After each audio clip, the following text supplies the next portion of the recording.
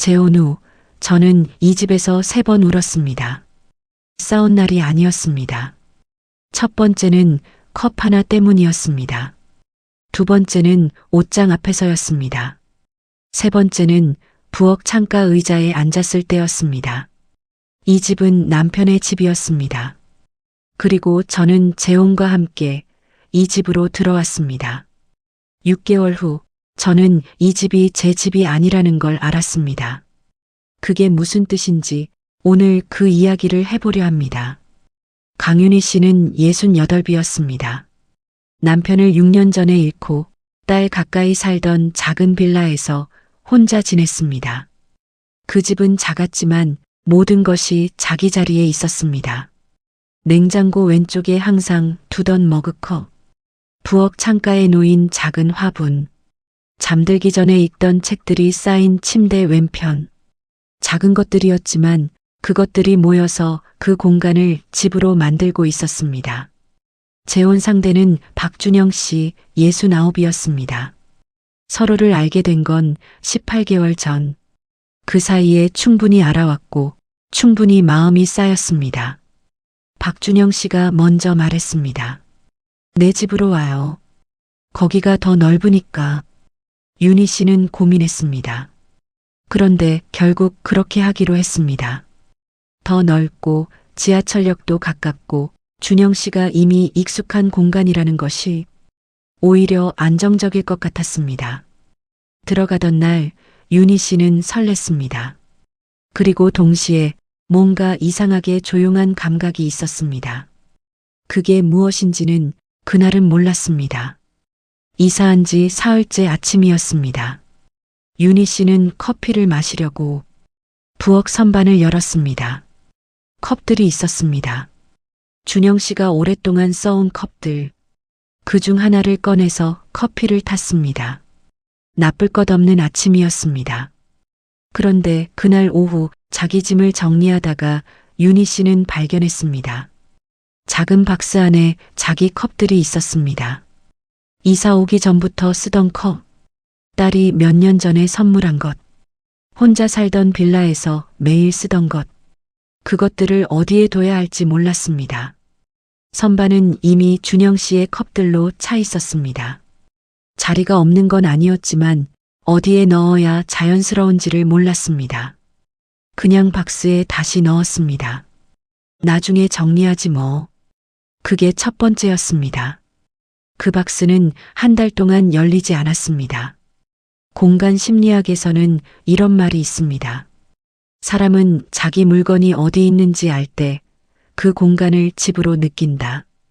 윤희 씨의 컵이 박스 안에 있는 동안 윤희 씨는 매일 아침 누군가의 집에서 누군가의 컵으로 커피를 마셨습니다. 나쁜 일이 아니었습니다. 그러나 아주 작은 무언가가 매일 아침 조금씩 쌓였습니다. 이사한 지 2주가 지났을 때 윤희 씨는 옷장을 본격적으로 정리하려 했습니다. 준영 씨가 말했습니다. 오른쪽 2칸 쓰면 될 것 같아요. 왼쪽은 내 것들이고. 윤희 씨는 오른쪽 칸을 열었습니다.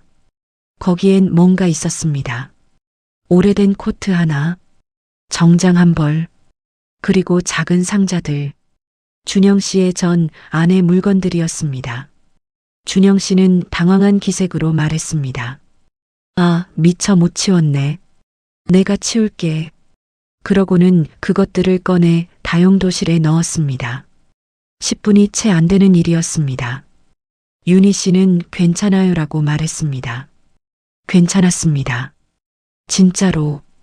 그런데 오른쪽 칸에 자기 옷을 걸면서 윤희 씨는 생각했습니다. 여기가 그분 자리였구나. 그 생각이 나쁜 감정이었는지 아닌지도 잘 모르겠다고 했습니다. 그냥 그 공간이 갑자기 조금 무거워졌습니다. 윤희 씨가 그 옷장 앞에서 느낀 것이 무엇이었을지 여러분은 어떻게 생각하시나요? 서운함이었을까요?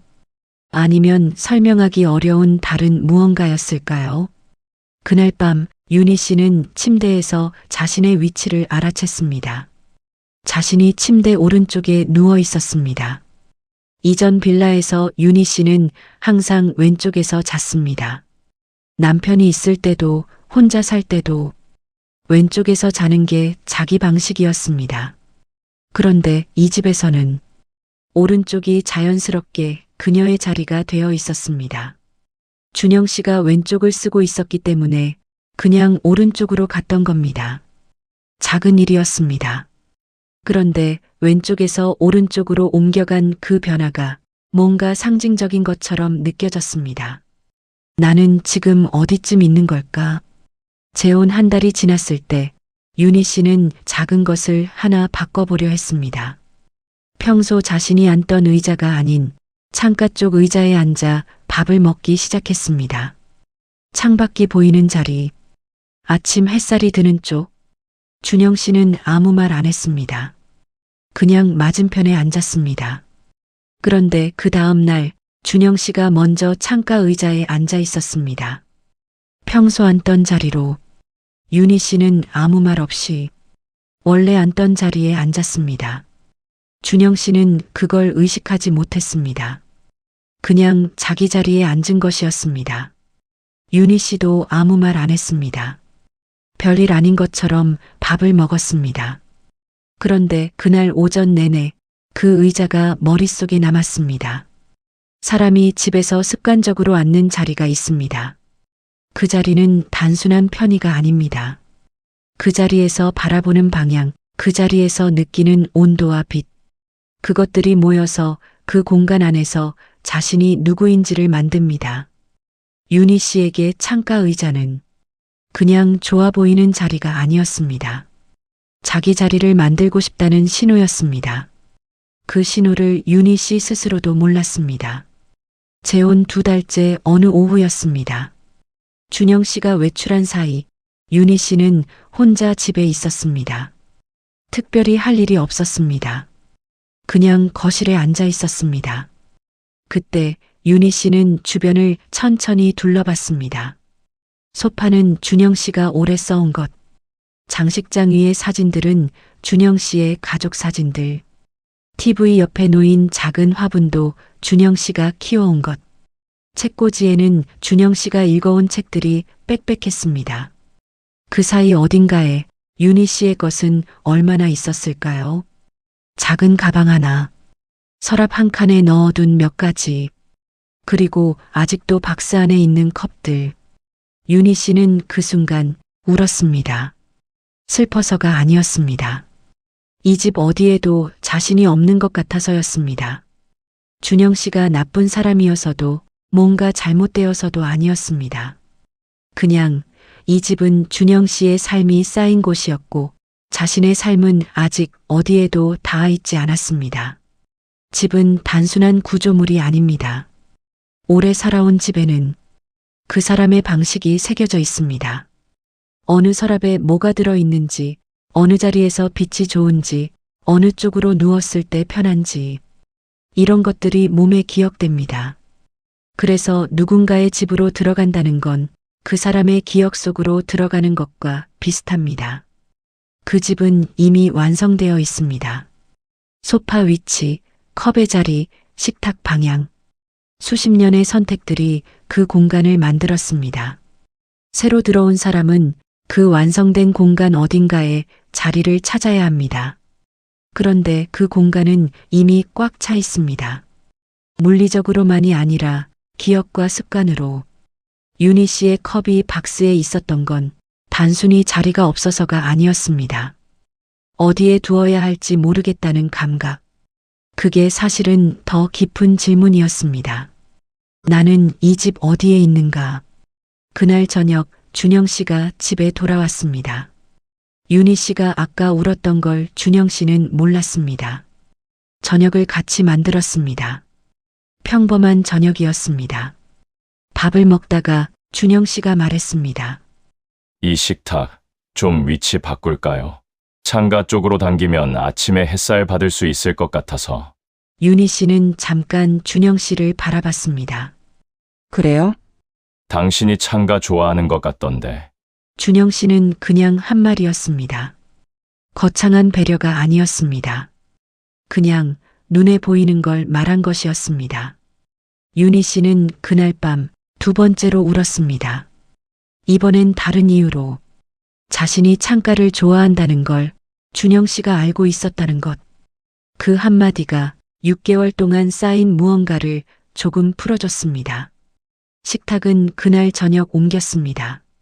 그리고 며칠 뒤 윤희 씨는 박스를 열었습니다. 컵들을 꺼냈습니다. 선반 오른쪽 끝 딱 한 칸에 나란히 놓았습니다. 준영 씨는 뭐라고 하지 않았습니다. 그냥 다음날 아침 자기 컵 옆에 윤희 씨 컵이 있는 걸 봤습니다. 그게 전부였습니다. 지금 이 집은 아직 완전히 윤희 씨의 집이 아닙니다. 장식장의 사진은 그대로입니다. 책꽂이도 여전히 준영 씨의 책들이 대부분입니다. 그런데 선반에는 윤희 씨의 컵이 있습니다. 식탁은 창가 쪽으로 옮겨졌습니다.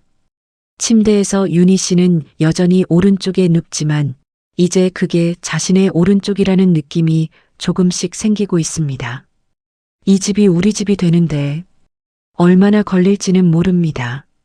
어쩌면 시간이 오래 걸릴 수도 있습니다. 어쩌면 완전히 그렇게 되지 않을 수도 있습니다. 그런데 윤희 씨는 이렇게 말했습니다. 처음엔 이 집이 낯선 게 뭔가 잘못된 것 같았어요. 근데 지금은 알 것 같아요. 낯선 건 당연한 거였어요. 여기가 제 집이 되려면 제 것들이 여기서 자리를 잡아야 하는 거였어요. 집은 처음부터 집이 아닙니다. 오래 살아야 집이 됩니다. 자기 물건이 자리를 잡아야 집이 됩니다. 자기 방식이 그 공간에 스며야 집이 됩니다. 누군가의 집으로 들어간다는 건 그래서 생각보다 긴 일입니다. 지금 여러분이 살고 있는 그 공간에서 진짜 내 것이라고 느끼는 게 있으신가요? 그리고 그게 없다면 그 이유가 무엇일지. 저는 이 이야기를 준비하면서 한 가지를 계속 생각했습니다. 윤희 씨가 울었던 건 준영 씨가 뭔가를 잘못해서가 아니었습니다. 그냥 자신의 것들이 아직 그 공간에 닿아 있지 않아서였습니다. 그 감각은 사실 재혼이 아니어도 생깁니다. 이사를 한 번이라도 해본 분들은 알 겁니다. 처음 며칠은 아무리 좋은 집이어도 그 공간이 나를 받아들이지 않는 느낌, 익숙하지 않은 것들이 불편해서가 아니라 아직 내 방식이 그 공간에 스며들지 않아서 그게 집이 되는데 걸리는 시간입니다. 황혼 재혼에서 그 시간은 더 깁니다. 상대방의 집은 수십 년이 쌓인 곳이고 자신의 방식은 그것만큼 굳어진 상태니까요. 그래서 저는 이 이야기가 황혼 재혼을 준비하는 분들에게만 해당한다고 생각하지 않습니다. 누군가의 공간 안에서 자기 자리를 찾아야 했던 경험이 있는 분들, 혹은 지금 그 과정 안에 있는 분들이라면 조금은 다르게 들렸을 수도 있습니다. 윤희 씨는 지금도 그 집에서 살고 있습니다. 아직 장식장의 사진은 바꾸지 않았습니다. 그런데 컵은 자기 것을 씁니다. 아침마다 창가 식탁에서 저는 그걸로 충분하다고 생각합니다. 집이 한꺼번에 바뀔 필요는 없습니다. 컵 하나에서 시작해도 됩니다. 오늘 이야기가 마음 어딘가에 닿으셨다면 어떤 부분이 그랬는지 댓글로 남겨주세요. 구독과 좋아요는 다음 영상을 이어가는데 큰 힘이 됩니다.